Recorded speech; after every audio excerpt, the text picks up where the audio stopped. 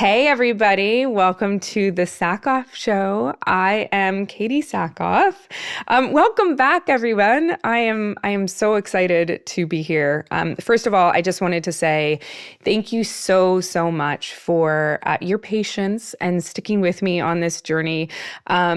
In all of its forms. I am so excited to be back, and I am so excited that you are back. So I have heard everything that you guys have said in the comments, the good, the bad, the ugly. You've been blocked.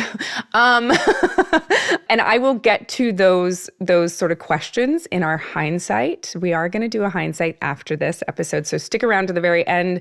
I am going to talk to you directly about some of those comments. But first of all, I wanted to talk to you about the first episode back. Like I said, we were going to release the 4 videos that we still have. I promise that we're going to release them on video, but we will be an audio-only podcast. But you don't have to do anything. You guys, you can literally just stay here on YouTube and listen. That's great. You can listen. That's awesome. Just keep doing that. But first of all, let's get to my first guest back on the Sackhoff Show. My friend, my long lost sister, Ming-Na Wen. This episode is so much fun. We laughed so hard, and I am so excited to finally release Ming-Na. If you guys don't know who Ming-Na Wen is, I don't know why you're here. Yes. She's amazing, and she has been around for so long. Most of you probably know her as Fennec Shand from Mandalorian and Boba Fett and The Bad Batch, but Ming-Na has been around for so long. She got her start in the 80s with a movie called The Joy Luck Club. It was one of my favorite movies growing up. I absolutely loved this film, and we talk about it. She literally has done so much. I mean, she is Mulan. Hello. Yeah, Mulan. She is literally a Disney legend. She has been in so much Disney. They love her so much. They literally made her a Disney legend. And she's also my only friend who has a star on the Hollywood Walk of Fame. Come on. She was in Agents of S.H.I.E.L.D. She is one of the most talented people that I know, and she is one of the most fun interviews that I've done because she is so full of life and energy. So I want you to enjoy this episode, stick around for the hindsight, and thank you for coming back to the Sackhoff Show. Without further ado, here's my friend, Ming-Na Wen.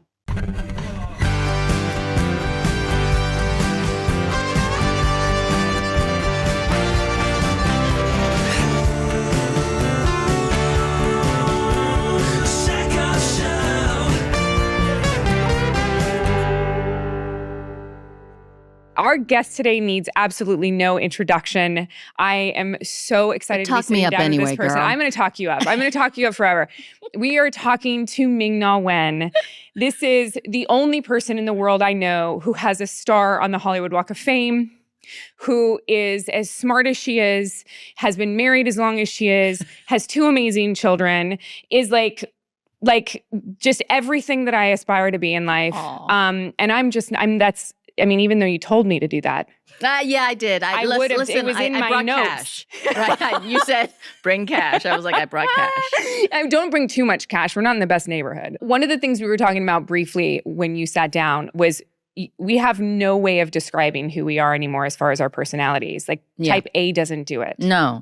It's insane that because I completely understand who you are. And I think that's why we hit it off right away. We just felt that synergy, the sameness, because we're not those actresses that need to be handheld by our managers and our agents to get us to the airport. No. We are so self-sufficient. Yeah. And we love doing everything ourselves. We love it. And there are days where I literally, as I'm steaming, I know you mentioned the Hollywood star thing. Yes, which I want to get to. It was like a freaking wedding, okay? It was so nerve-wracking. But I'm in the bathroom, steaming my own dress. I'm like, you know what? Beyonce would not be doing this. Beyonce would not be steaming her own dress the night before her Hollywood star event.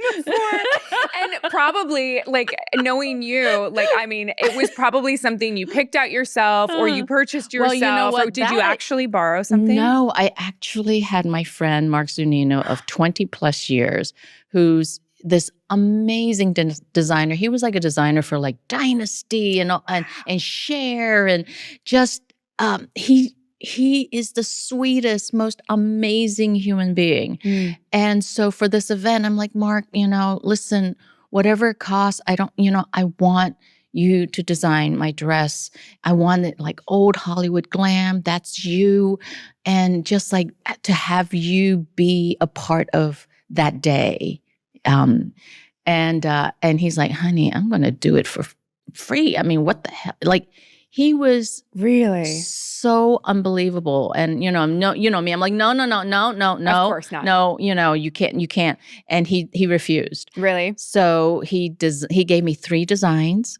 And I picked that one, the black and white. It was gorgeous. Thank you. I mean, you looked gorgeous. Yeah, I didn't even keep my own wedding dress. You didn't? No.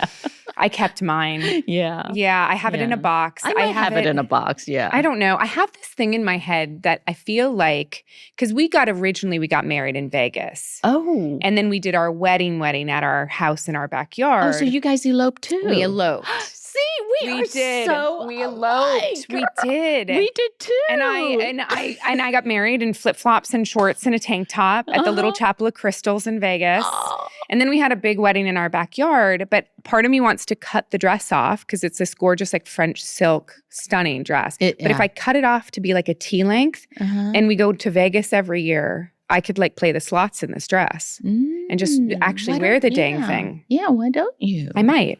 I might. Yeah, that's a great idea. Get some use out of it. I might.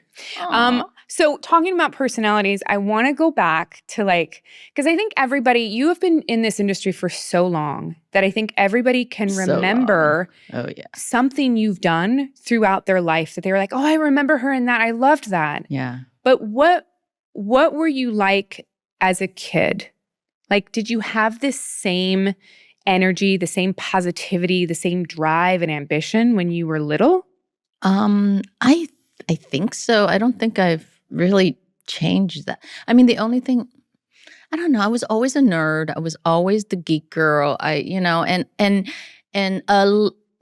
think one of my saving graces is I was always oblivious to certain things. Like I didn't let certain things, whether it was like racism, whether it was, moving from like Hong Kong to the States and not speaking any English and feeling like a complete outsider and having to like leave the classroom to go to a special room to learn English and having a very, very Chinese name, like there were all these things that made me feel different.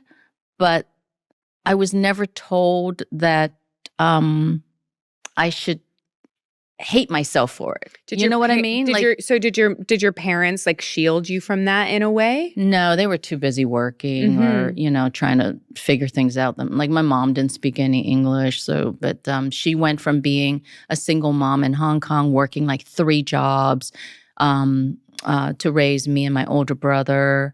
We always had like some other person that would rent out the second room, and the 3 of us would stay in one bedroom. And so it was always like, just, you're in it for, you're out, you got to take care of yourself. Yeah. Basically. Yeah. Because mom's not here. Yeah. So it was me and my brother. And I think even when we moved to the States and she was a full-time mom, because at that time, my future stepfather, they were still seeing each other at the time before they got married.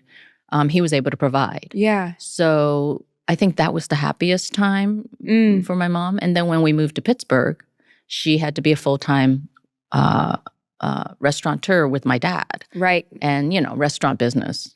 My parents owned a restaurant. Yeah. Girl, am I looking in the mirror? we could do the mirror exercise. We could probably do it. Totally. I mean, I get it. It's it's 24/7.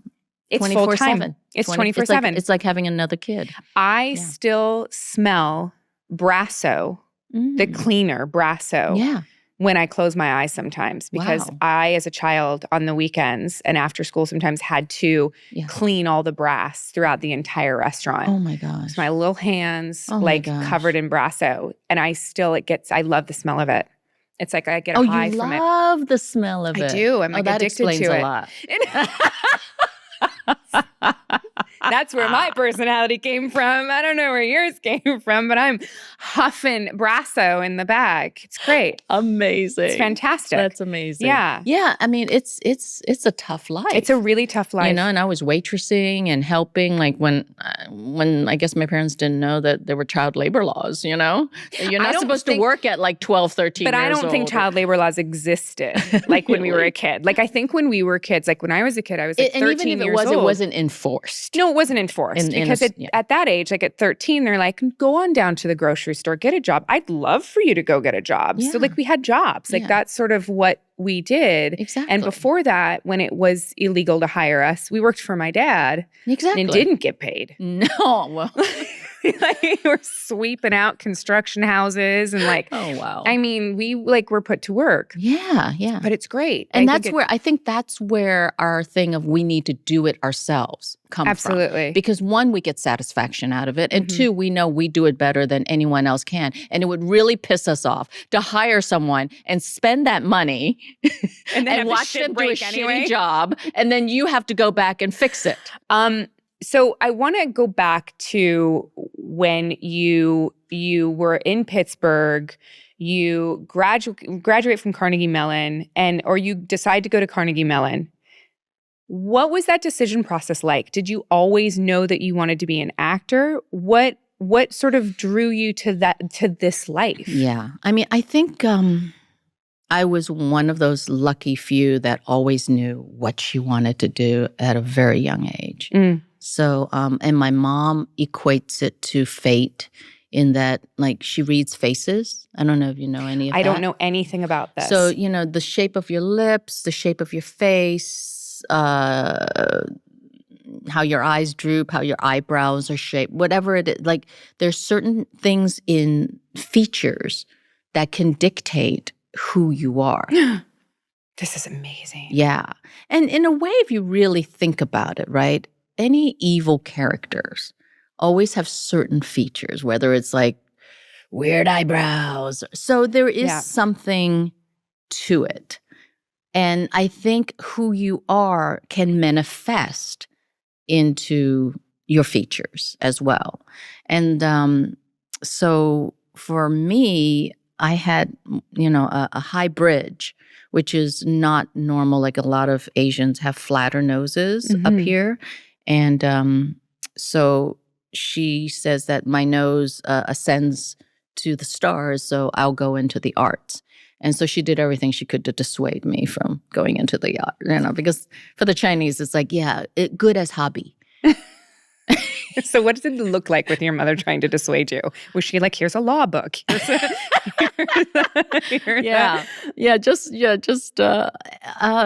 She just wasn't very approving and optimistic, and when she realized I got into Carnegie Mellon, which I did, this is where the oblivious part comes in. Mm. I just thought because I had a great SAT score and all my grades were really good, like I would just get into any college I wanted at the time.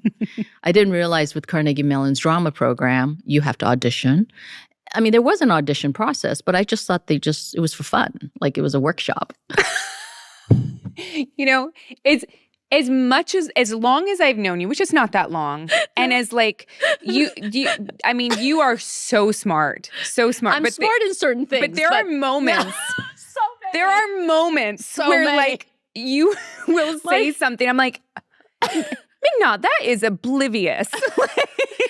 Oblivious. In such a beautiful way. It's just lovely naivety. And as you get older, you just because I used to hate that about myself. Like I used to feel like I was stupid. Oh no. But now as you get older, you're like, oh, it's just me. I'm just oblivious. It's okay. Don't worry. It's a mingy dingy moment. Don't worry about it. Oh my God. Like you just accept yourself. Oh my God. Like, can I have permission to call them mingy dingy moments? Oh, totally. If like I see that you was do my something? Nickname. Are you serious? Oh yeah. People called you mingy because dingy? I've always been like that. Oh, I will be super smart about certain things, accomplished, straight A student, and then flaky as shit. So, yes. So this Mingy Dingy moment, which served me because I wasn't nervous at this audition, we did the scenes and then I get the letter like, we have accepted you, and I'm like, oh, they have to accept me? Oh, okay. I thought I was already in. Who knew? So, and then when I got into Carnegie Mellon, my mom, I'll never forget her. She was so funny. She's like, for acting? I'm like, yeah, I'm gonna study acting. Oh, American school is so easy. She couldn't fucking believe that they gave away degrees, like for acting. They gave away that you can graduate with a diploma for acting.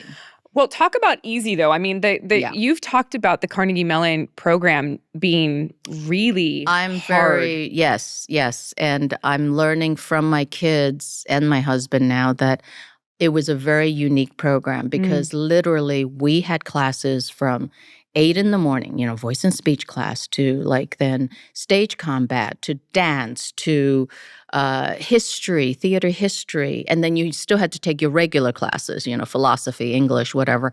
And then you would do, rhythm and we were in classes from 8 to 3, and then we would have to have rehearsals, and then we would have crew at night for the seniors and the juniors for their productions. So it was around the clock. Yeah. My kids, 4, 5 classes. Yeah. Michaela was able to schedule her classes where she had frickin' 4-day weekends. I know. I'm like, what are we paying for?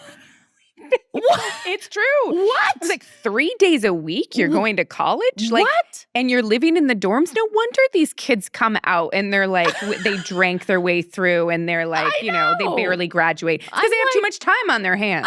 It was shocked.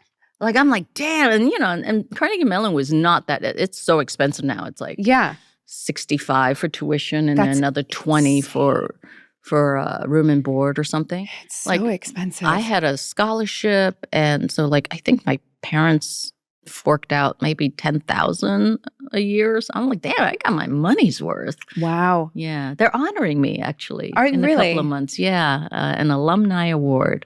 Really? How about that? That's amazing. Well, you've been awarded a lot in the last 5 years. I know, and I hate it and love it at the same time. What do you hate about it? Just the attention. You know, it's oh, can you look over your bio and see it? I'm like, and then you got to IMDb yourself and go, what the fuck did I do? I don't remember what I did. Oh, I forgot that one. Oh, yeah. Oh, they didn't mention that. Why didn't they mention that? That one's important. But that's the oblivious side. I hate all that. I hate it the heart. Look, I'm sweating just thinking about it now. Yeah. Just thinking about the Hollywood star thing. Well, and you're a Disney legend too. Oh yeah, that too. Yeah. Which is wonderful. I mean, I was looking at the criteria to be a Disney legend, and that you have to have your career has to uniquely have benefited the Disney company and its I don't want to say agenda. I want to say it's their creative I don't even know what the right way to explain that is. Disney is so huge now, though, right? Yeah. So you have a lot of chances to work for them. You do. You really do. You've got lot. They've got the Star Wars, they've got they've got Marvel, they've got ABC, they've got Hulu, they've got... Well, my point was that because I wanted to talk about Agents of S.H.I.E.L.D. because you've already worked for Marvel. Yes. Basically. Yes. But have you had meetings about Marvel? I mean, you've been in this Disney family now that they've, have they ever called? No, they have not. Yeah. It's weird. It's Agents of S.H.I.E.L.D. sort of became a separate entity for whatever reason. It was an odd thing. Because it was on a network as opposed to streaming. So I think there's some sort of... And this is where my obliviousness also helps because I don't understand it. So you're asking the wrong person. I just know that there's some sort of division there. Well, I think what part of it is that Agents of S.H.I.E.L.D. was one of those last shows that I feel like Marvel did that was a standard network television show. Yeah, but we were the first. So you would think like we should get some accolade for helping to establish launch Marvel into what the TV that it is now. Yeah. I find that that's what's really interesting about our industry is that I feel like that there are shows that exist that open doors that I think people just sort of, they acknowledge that the door is opened by a show, but then they can't retroactively go back and be like, thank you so much for doing this. We ran into this with Battlestar. Battlestar was one of the can we talk about that? Oh my gosh. I loved your Starbucks so much. And I love the show. Thank you. So much. Thank you. Talk about so I call your mingy dingy moments. Yeah. I call them. I was just the blissful ignorance of youth, which was me. Like I had no idea, that Battlestar was what it was. That I was lucky to have booked the job. But it is so different from what I grew up with. The Battlestar, whatever. Did you have crushes on either Dirk or yeah, you did. Yeah. Oh yeah. Yeah, I loved Gil, was it, I think? Richard? The actor? Which one was Gil? There's Richard Hatch, name? And it might have been the I don't know. I don't remember, yeah. I have never seen the original. Oh, it's it's very different. Oh, yeah. Like it's not about, it's what not was it, like in the 70s? It's like those, it was very campy. 79. It was very campy. Because it was the year before I was born. Yes. Yeah. Shut up. Yeah. Okay. But that's also something I want to talk about. You're turning fucking 60, Ming. The big 6-0. Yeah, thanks for bringing it up, bitch. But like... yeah. We can cut this out. But I bring it up because holy fuck. Excuse my language, people at home. Like, don't listen to this with your kids anyway. But like, I cannot, in my brain, come to terms with the fact that you are almost 60 years old. Yeah. I can't either. Not only do you not look like you're almost 60 years old. Thank you. You have an energy that is so youthful.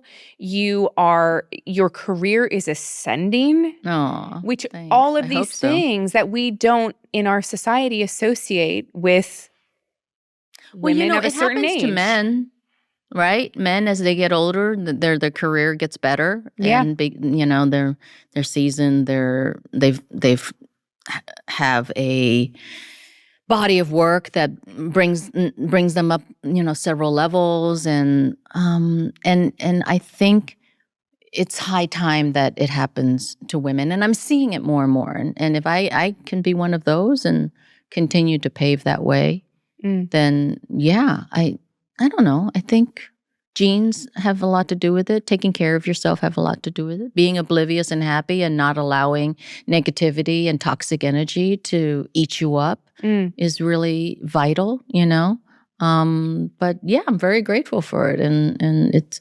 because it's so funny. My husband is keeping up too, right? But we'll look at pictures of like real people our age. Your age. And I'd be like, oh, because like we'll see someone that we haven't, like, we'll watch these documentaries, of like 70s pop stars or whatever. I'm like, oh, I wonder what they look like now. And then we'll look them up. I'm like, wow. I'm like, you know what? I feel like that on the inside sometimes. But thank God it's not. Yeah. Did it ever occur to you, or did anybody on your team or around you ever give you the speech of, you better be ready, women in their 40s just don't work as much? Because I got that speech constantly. No, I didn't. And if they did, maybe I wasn't listening. Yeah. Like, once again, like, I shouldn't have gotten into acting because, Asians don't work as much, won't be able to get. Even the head of our drama department said that to me at one point, because I was noticing when I became a junior that I was not getting, significant roles like all my other classmates were. And I was always cast as the smaller parts. And so I went in and had a meeting. And it's ironic, he's also the one that set me up with my husband, so I forgive him. You can't be mad. But no, can't be mad. He made up for it. But at the time, I think he was being very realistic, and I sat with him. I'm like, look, my parents work very hard for their money, and I don't feel like I'm getting the same education as my classmates because I'm not getting any bigger roles. And he said to my face, he's like, well, that's how it's going to be out in the real world. And I'm like, what do you mean? He's like, you're most likely not going to be able to get a lot of the roles that will be given to your classmates because they're white. He didn't say that, but that's the undertone. He might as well have. He might as well have, yeah. That's just the real world. And I went, well, then in that case, you should be giving me more lead roles so that I could be more prepared to go out there and be more experienced and trained. To counteract it. So I did start getting bigger parts, but I still never got the leads. Except when we would do like these, 2-people special little shows and stuff. And I never forgot that. And the thing about being oblivious is I just went, I'm going to prove you wrong. So, and now I'm getting an alumni award. That's the only thing that that part I love. Like I feel like I've achieved what I set out to do. And thank goodness it's also with a lot of luck and a lot of perseverance. Yeah. Well, speaking of luck, like the Joy Luck Club was such a good segue, girl. Oh, look at you. But it was such a huge moment for its time. Yes. I remember when that movie came out, and it was the first time that I was a preteen. I was just going into junior high, high school. I remember that was the first time in my life that I had ever seen an Asian American experience shown on screen. Right. And I remember watching it with my mother because my mom thought it was important for us to see, to be exposed to other cultures and the way that they were depicted. And so I remember watching that movie. I like your mom. My mom is wonderful. Yeah. But that movie, did it change your life as much as I feel like it did? Oh, yeah. Yeah. Yeah. Completely. I mean, the book did, when I used to read. I'm going to go. Well, you got time now. Now that I have time. I mean, that's my excuse, right? I don't have time to read. I'm too tired to read. But, the book, Amy Tan's words and stories, altered my universe. It made me realize for the first time that I wasn't alone being an Asian American growing up in a world where I had such a rich culture that I didn't appreciate as much. I was embarrassed about half the time. And she turned that around. She made me realize that the struggles that my parents went through to bring us this American dream life and how hard they work is part of who I am. And the realization that they can be funny and they could be wonderful little antidotes that adds color and sparkle to one's life. It changed my world. And then so I remember reading that book and going, if they ever make this book into a movie, I really want to be a part. I don't care how I'm a part of it, whether I'm a PA, whether I'm just, I don't care. I just want, and sometimes you manifested it. Yeah. I was shocked. That really that they were going to make it into a movie, and then I was shocked that I was auditioned. It was the right time, right place. All those lucky little things, right?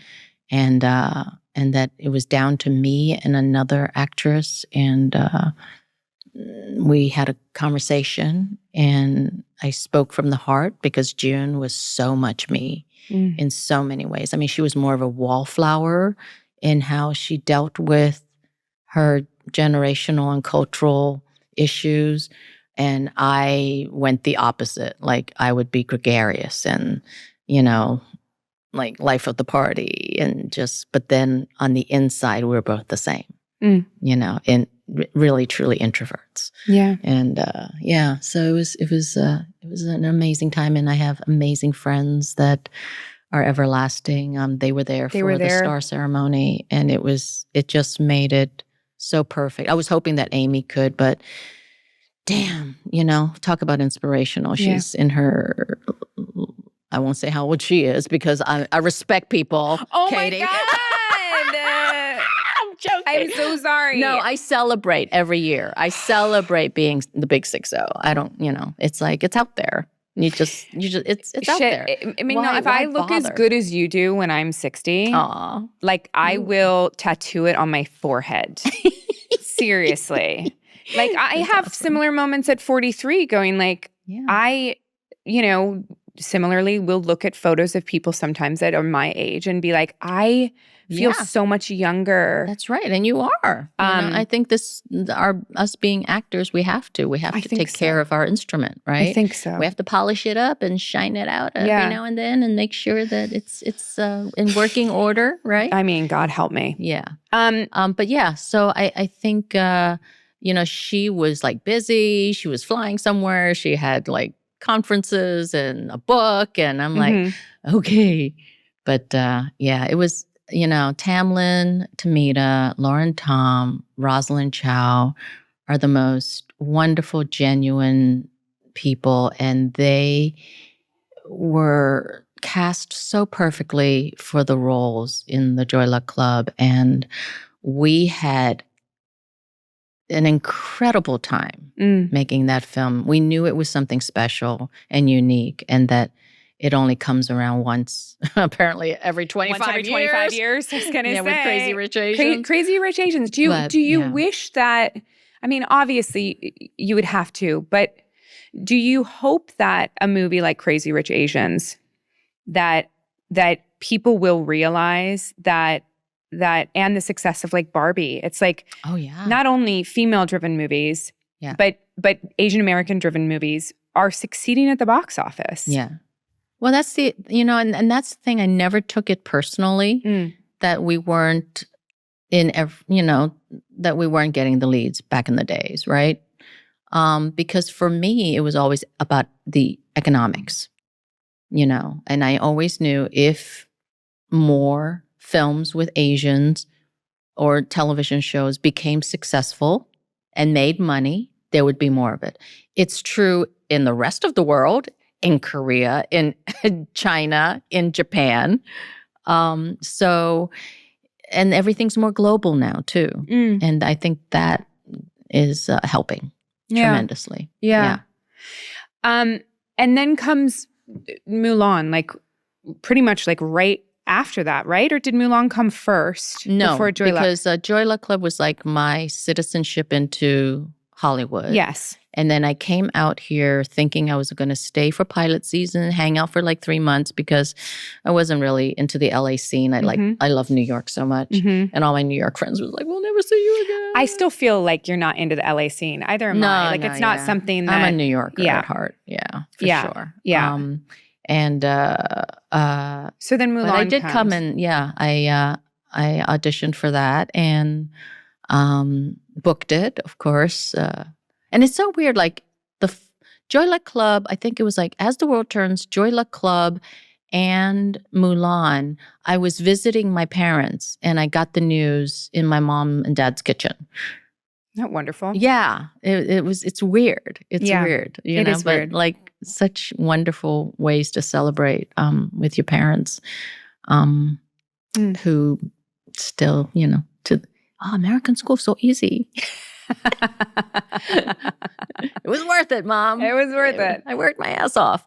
But you have worked your ass off. But That is Mulan was something... great. Yeah, Mulan is another one that I didn't anticipate it having its longevity and impact. that it continues to have.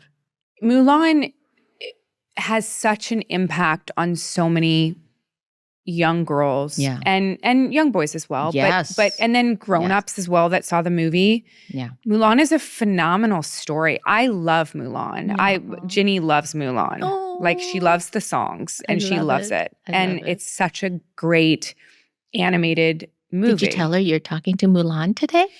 I think she knows more who Fennec Shand is, to be honest. No way. She does. She's like a big Star Wars girl. She like walks around. Your papa must be so happy because I know your dad is a massive Star Wars fan. Yeah. How did Fennec Shand come about? How did that come about? Well, they wrote, him and Jon Favreau, like they wrote this character.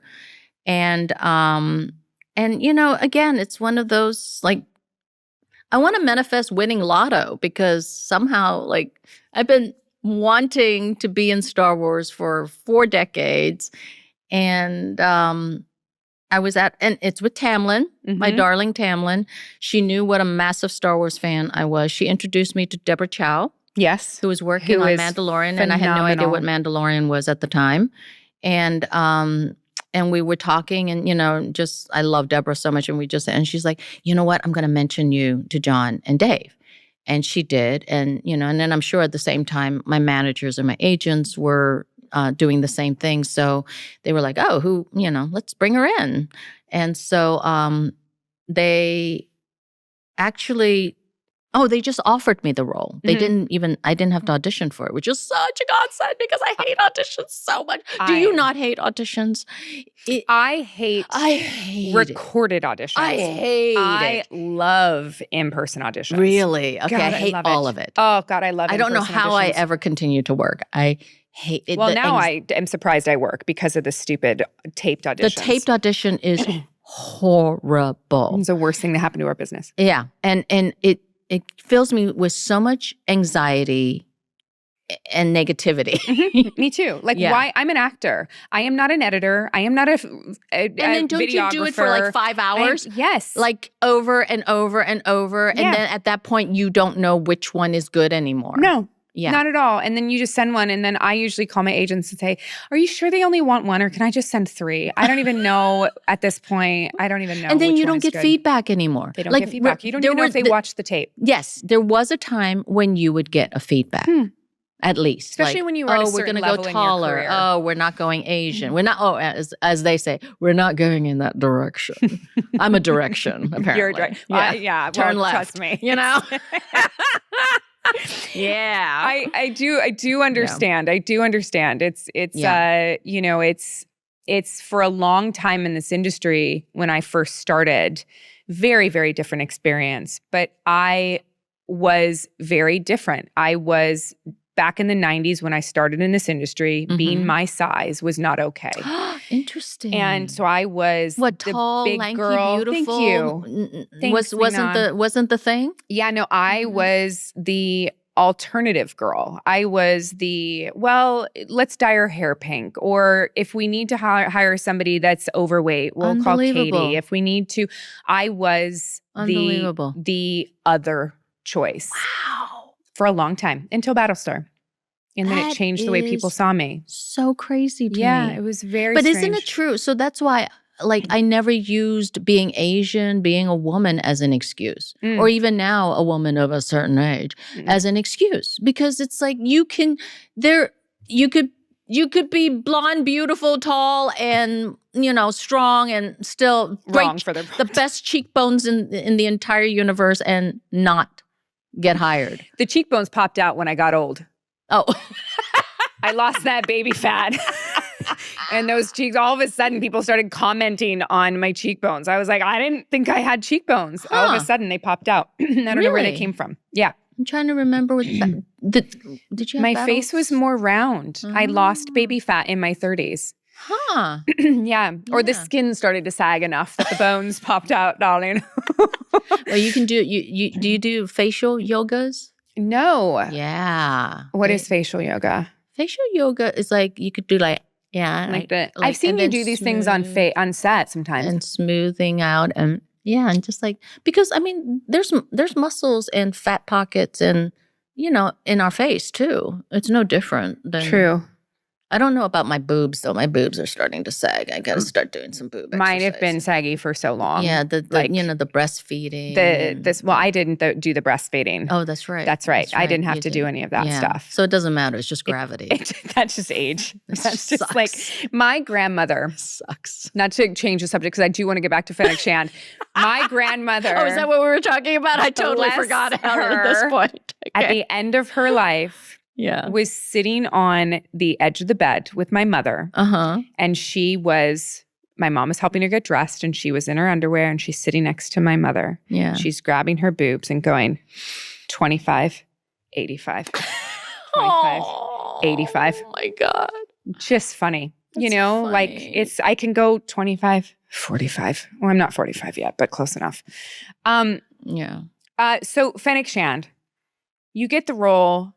Yeah, She's supposed to die, Let right? me just say, Jon Favreau and Dave Filoni, and that this is not kissing ass. They are truly remarkable human beings, and just happen to be men too. Mm-hmm. But really, not to because we married beautiful men too. Yes, but truly,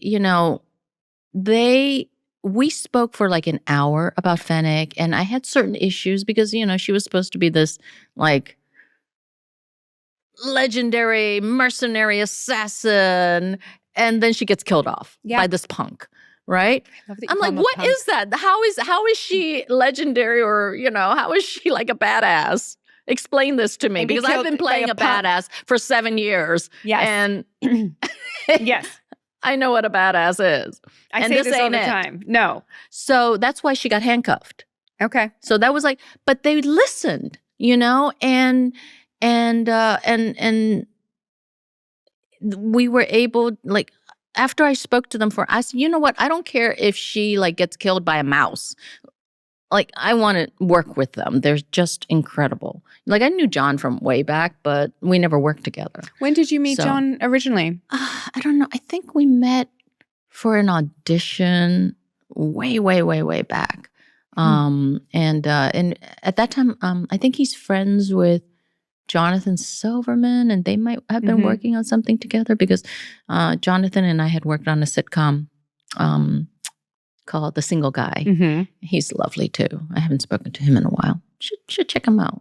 Okay, this is my sort of brain working in crazy ways, but yeah. So I just find it remarkable when you go through the ups and downs of being an actor. Should we say actor or actress? I say actor. Yeah. I just, Why? I don't know. I don't know either. Okay. Yeah. But that's why it came out like actress. Actress. Actress. I think, whatever you want to be called is fine. Yeah. I call myself an actor. Okay. So, and then you find somebody like that, and they're working on a dream project from your childhood. And then now they want you to participate in it. It was winning lotto. Mm-hmm. It really was. And so I like dove head in like everything from how, because she was only going to be in one episode. I know. She was supposed to die at the end. So I'm like, talking with Maria, our hair person, like, what can we do with her hair? Like Fennec, it's a fox, like, let's create something. She came up with the braid ideas, and then we thought about like the tail, the fox's tail, and that's why she came up with that look, and just the clothes was perfect. That was already pre-designed, so I just had like little things about it, but I invested so much into that one episode, thinking that was it, and then Dave Filoni shows up to direct his first live action piece. And we were talking, and this person had yellow and black outfit on. And he's like, oh, you're wearing the Penguins colors. And I'm like, oh, you're a fan of the Penguins. Well, I'm a fan of the Steelers, And he's like, oh, why? I'm like, well, I'm from Pittsburgh. And he's like, oh, I'm from Pittsburgh. And I'm like, oh, wow, that's cool. Did you go to Carnegie Mellon? He's like, no. He said, but I went to Mount Lebanon High. I was like, I went to Mount Lebanon High. And that was it. You know what I mean? It's like the remarkable like synchronicity of everything. It's just like it was all aligned in the stars. It was meant to be. Filoni is an easy one though, because as soon as Dave found out that I had dated a Pittsburgh Penguin. Oh shit! So Whoa, you did in high school. My first serious boyfriend was Andrew Ference, who was like a huge hockey player, phenomenal man, but like huge hockey player, played with Pittsburgh. And as soon as Filoni found that out, you were. I will never die. Yeah. That was my in. True. And he thinks I know everything about hockey. I just pretend. Yeah. I don't want to let him down. Someone doesn't mean. I mean, I know more about hockey than I ever needed to know as an American. We both don't know anything when it comes to Dave as far as like Star Wars, hockey, Godzilla, anything. Like, the man is an encyclopedia. He has this amazing like brain with a microchip in it. And he keeps it all. Okay. I have to ask you. Yeah. Because I need to clear something up for the fans because nobody believes it and it drives me fucking crazy. Yeah. This scene with Luke Skywalker, we were both there. Yeah. Who were you told it was? Oh, I knew it was Luke. Stop it. How could you not? The glove, the lightsaber, the R2-D2 that they painted like frickin' green when it... I'm like, I just turned to John and Dave. I'm like, are you kidding me? Are you kidding me? What did they call it? It was Plo Koon. Plo Koon, yeah. You didn't believe that. I believed them. Oh, no, not for a second. I'm like, come on. I'm like, are you kidding? It's R2-D2. They're like, no, it's not. I'm like, yes, it is. They're like, no, it's not. I'm like, stop it. But they would painted green and red. They would R2-D2 not. was green and red. Not tell you. No. But I knew. That's why I was like freaking out. I didn't know till I saw it. Freaking out. Show up. Stop. I did not know it. What? Until. What? Like, because, so think about it. I come in, I am not given full episodes. I'm given my scenes. Yeah. Because I'm not like a person. So I'm given pieces of this scene. Yeah. So I didn't know anything. Well, you know what though? You were because you had a really important scene in that moment. You know, with the dark saber. Yes. So I was very focused. Very focused. And no, when you Dave get very focused. Thank you so much. I appreciate you giving me that little piece of. No, it's true. I mean, I'll pay you later. You know, it's true. Like I just had to stand there and pretend like people are going to come in and kill us all. Yeah. So yeah, I was just, But fine. Yeah. No, so you were very. I should have known better. You were very, very focused. I was very focused. Yeah. I guess I should have known better. Yeah. Like, like that. I mean, that's the thing about us too, right? When we have to focus, we focus. Yeah. And in a way, we know we have to really, really focus because otherwise our brain is all over the place. All over the place. And so when it does come time to have to work, I totally understand and respect what you have to do. And it's like, it's no playtime, This is what we're getting paid to do. Yeah. And But even when they didn't admit it, I didn't know how they were going to present it. So I was very surprised because I didn't see all those other stuff. No, because we were not there when Mark was there. Yeah, had shot. And just, it was amazing. I still cried and freaked out. So did I. Yeah, because when all the CGI and, everything was put together.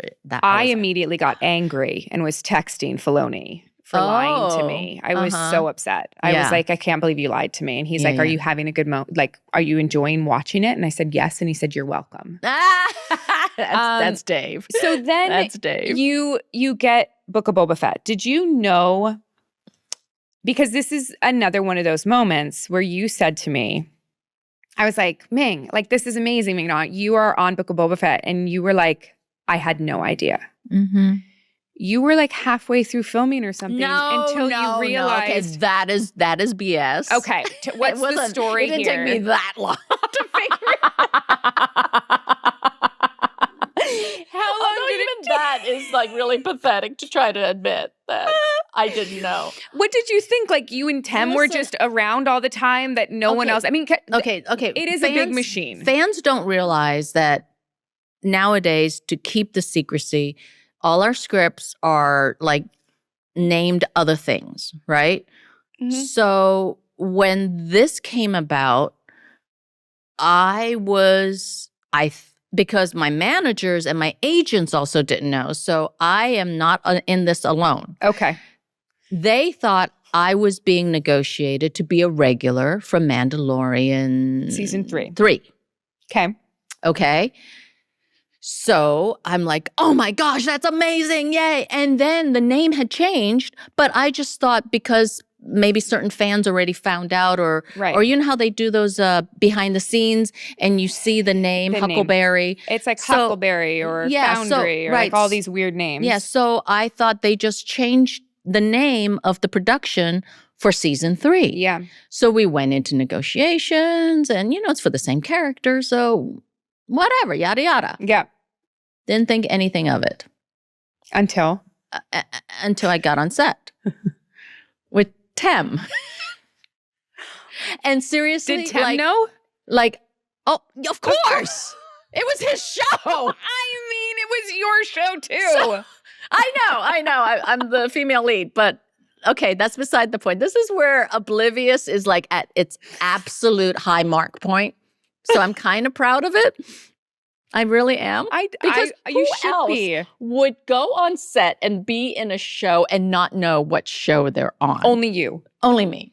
Only you. When you told me that. And I have to say, in my 4 decades of my career, this is only the first time that's ever happened. So give me a little break. All right.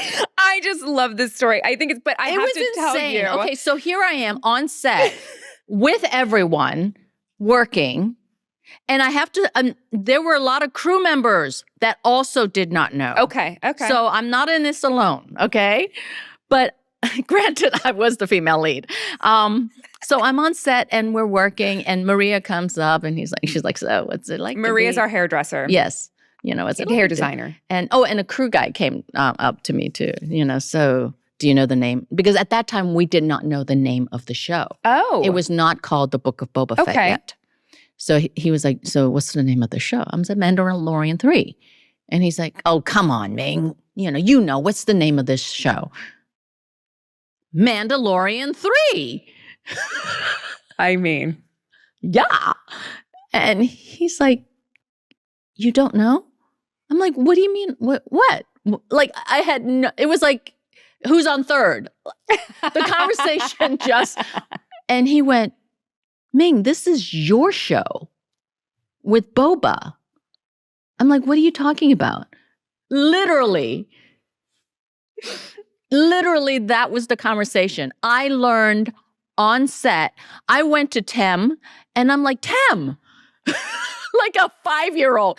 Did you know that this is another series? Like it's not this Mandalorian. Is your show? Did you know that, Tem? And Tem being Tem, sometimes it all goes over his head. He has he's got the best sense of humor and yet not the most like aware sense of humor. So anyway, I love Tem so much. I love him so much. He's wonderful. Oh my God, he's so wonderful. So he just went, yes, it's called The Book of Boba Fett. Just like that. I'm like, you knew? He's like, of course I know. I'm like, what? I think I literally talked to you like the next day or something like that. And then it like, the crew, Maria, like they all started telling everyone. And everyone was having such a good laugh. And I was dying that day. I could not. I called my managers, I called my agents, and they were surprised. Of course they were. Yeah. But I have to tell you, when I was negotiating my season 3. Your real season 3. My real season 3 to be the female lead. I made sure that they double checked like 5 times. Because for all I knew, I was getting ready to be like the Book of Bo-Katan. Yes. Is this really season 3? Like, we have to make sure. We have to know. Oh my gosh, that is hilarious. Yeah. So that was truly the first, and even Colin, because Colin was concerned, and he was like, "What's going on, Ming?" And I told him, that you had no idea. Yeah. I was like, "No, seriously, I'm not like, I'm not kidding. I did not know. And he was dying. He was dying laughing. You are like such a fan favorite. Oh, and I know that the fan base like wants to see another season of Book of Boba Fett. So do I. I think the fans and Tim and we all should do the Book of Boba Fett season 2. I think there's a lot more stories to be told, and it hasn't really quite finished and evolved, and there's more. So hopefully, I hope. Well, hopefully bo-katan shows up, because I feel like she could exist in the book of Boba Fett. Yes. Yeah. Or you have your spinoff. And Fennec has her spinoff. Everyone gets one. And you get a car. And you get a car. And you get a show. You get a show. I follow you on social media. I love it because you're always so positive and upbeat, and like I love your energy. And this is one of the things that has drawn me to you. But you are, and you break bubble wrap. I do. That was the cutest anything video. To get my kid to laugh. I know, right? It's so addictive. Yeah. It's like, I'll dump garbage on my head. I miss those days. Yeah. She's wonderful. Aww. She's one of my favorite things to do with her is like cook in the kitchen. And I know that you are writing a cookbook right now. Yes. Where excited. do the recipes come from? What's the plan with the book? It's almost like I want to say 5 to 8 years in the making. So nothing happens overnight. Of course not. But the fan, I used to like post my cookings on Instagram and stuff, and fans were always like, "Oh, you need to come out with a cookbook. You need," and see, sometimes as much as I think outside of the box, there's certain things that I put myself in the box, and I'm like, well, I'm not a real chef. Number one, my parents were, but I'm not. I'm not an author. So it never like occurred to me. And then my managers were the one that was like, no, it would be great if you wrote a cookbook. So they got me a literary agent. She was trying to figure out. And I'm like, well, I don't just cook Asian food. I don't want to just write a book about, Chinese cooking. I do so many more different dishes. And so did my dad. Like my dad made like this killer clam chowder, and he made like amazing, dishes that were from other cultures and American dishes. And so we couldn't figure out for years like how to do it. And then I got busy with kids and work and stuff. And so we finally figured it out. And she and I, put together the proposal. And then that all happened really quickly about my journey through food, basically. And so and I'm like, okay. She's like, okay, I'm going to send it out to publishers. And I'm like, okay. Like cringing, like, oh, they're going to go, who is this? Like, why is she writing a cookbook? Right. But instead, we got 11 top publishers wanting to meet with me and, bid for the book. Wow. So it was an amazing experience and very, very affirming that sometimes you need to think outside of the box and push yourself. And it really is just because the fans wanted it. And then now, it's like as my mom's gotten older, she was in this car accident in last December. It's like I want that part of my life because it's such an important part of our lives. It was my stepfather who was able to help bring us to America. It was his restaurant and his business that like taught me so much about people and work ethics and food. And I want all that, to be part of like a way to honor their contributions in my life. And so that's what's going to be. We still don't have a title for it yet. Oh, I love it. It'll be Mandalorian 4. Of course it will. Well, I know the fans are really looking forward to it. And one of the things that we also have in common is how much we love the fans and love. And so I know that they in turn will appreciate the book and continue to appreciate don't we have like truly the most amazing fans. We do. Yeah. And it is my goal in life to make sure that each one of them feels appreciated. Yes. I love it. Yes. I love it. And I remember I just went to a con last week, and this beautiful human being, on the spectrum, but just so artistic and delightful and the most amazing parent. He had drawn a panda with the Ping outfit because he knew that I loved pandas. You love pandas. And then the parents took it to like an online company that makes stuffed animals from your designs and presented this beautiful panda to me. Wonderful. They're just the most amazing human beings. That is so thoughtful. Yeah. And as actors, it's one of the perks to be able to channel our energy and our craft and share it in a way where it creates a community. Yeah. And everyone can have a connection and an inspirational moment from the work that we do. Yeah. I think it is such an incredible gift as actors to have that.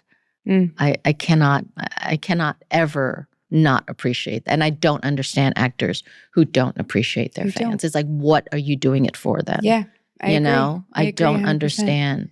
It's to make those connections. It is. Yeah. I 100% agree. And we're going to have to wrap up, I know, but I appreciate you, and I appreciate your honesty, and I appreciate, like I said, your authenticity and your work ethic and your joy and your life experience and everything that you always bring to every experience. I do. Absolutely. You can pay me later. This has been wonderful. Thank you for braving the LA traffic. Thank you for doing this. I really appreciate it. I really admire that, you were in the process of moving. You have a little bambina, and yet you're still putting forth your own produced podcast. Congratulations. Trying. I'm so happy, so honored that you've asked me to be here. Thank you. And it's been a joy to talk about myself for so many minutes.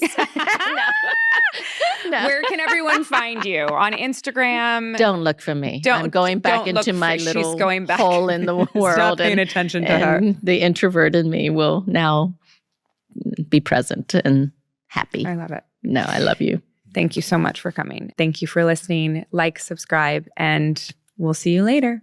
Bye. Bye.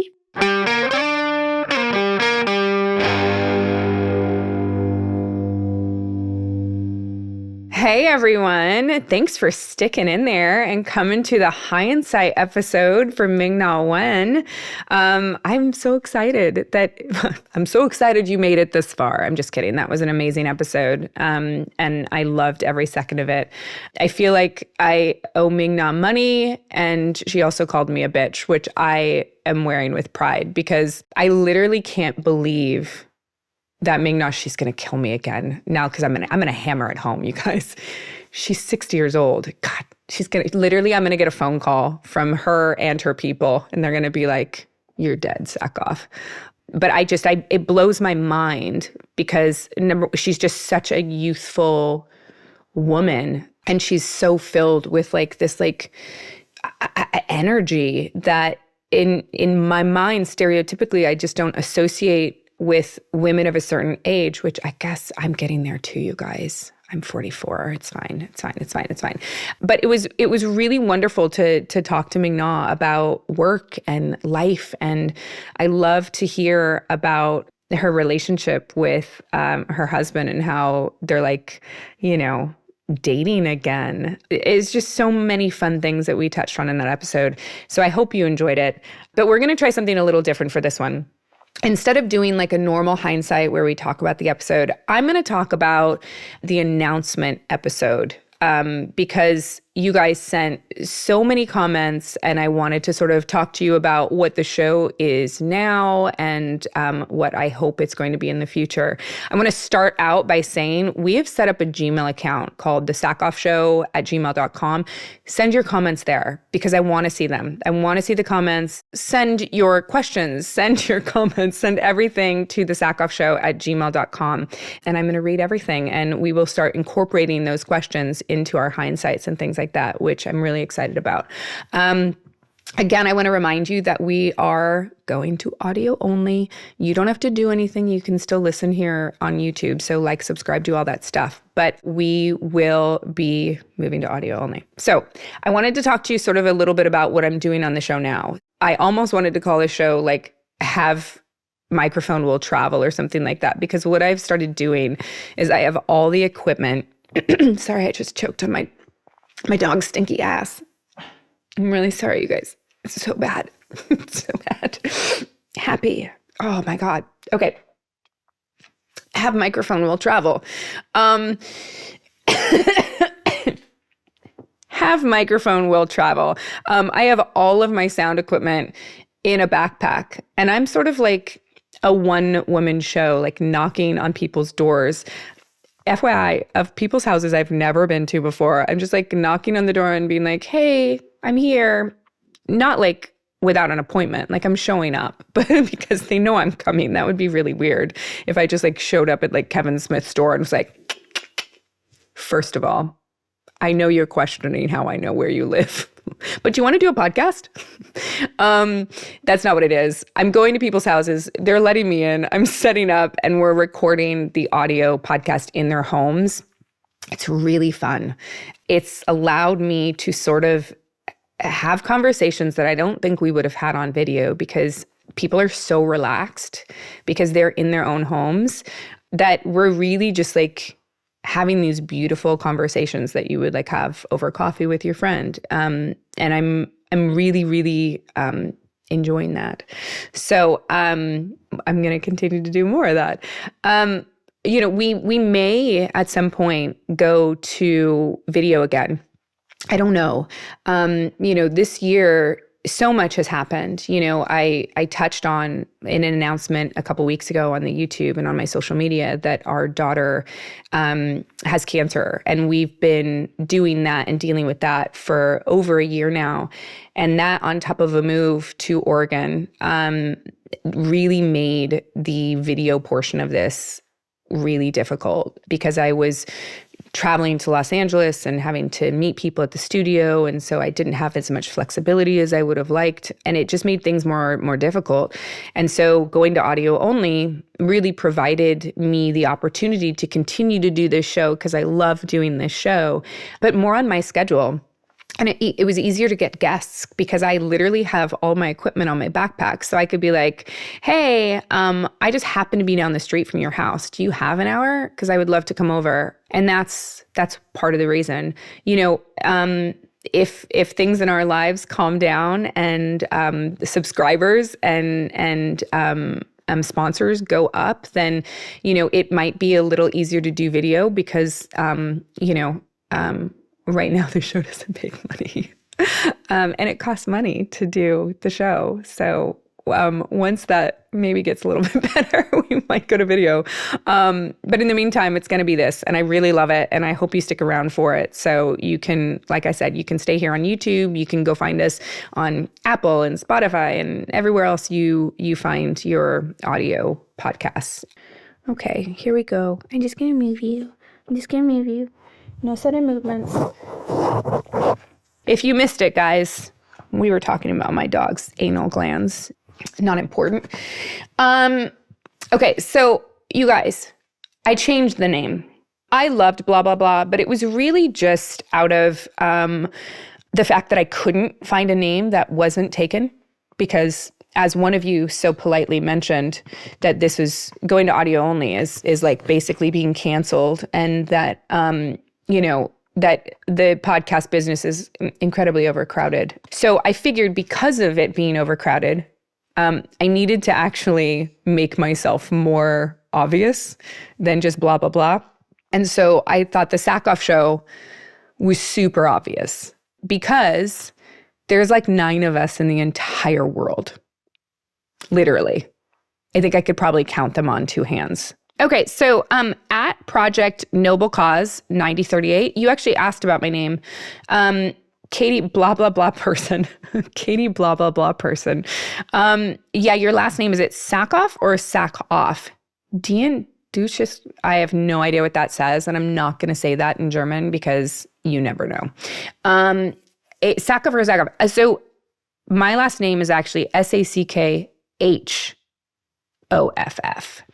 Not to be confused with taking a sack off your head. Sackhoff. There you go.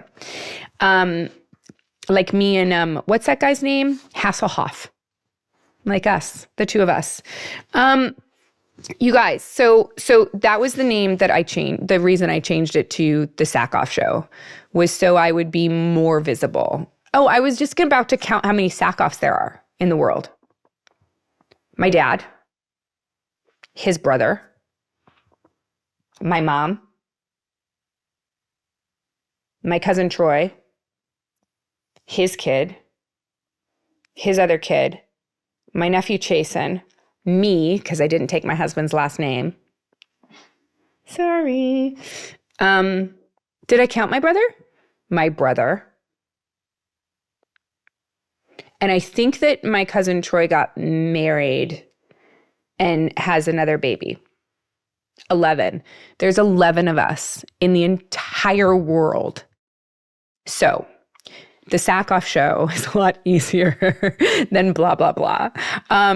So that was sort of the whole point, was to do that. You know, we may just get some merch that says blah, blah, blah, the Sackhoff Show. I don't know. You never know. So you could look up for that stuff too. And some of you had some suggested names, which is great. So I'm gonna go through these a second. Sadams 21 said he would definitely support Shit Show with Katee. I agree. I thought Shit Show was really great. But then Killian Torrens said that you wouldn't put the word shit in the name of the title because of the level of interviews that I'm doing. I don't know.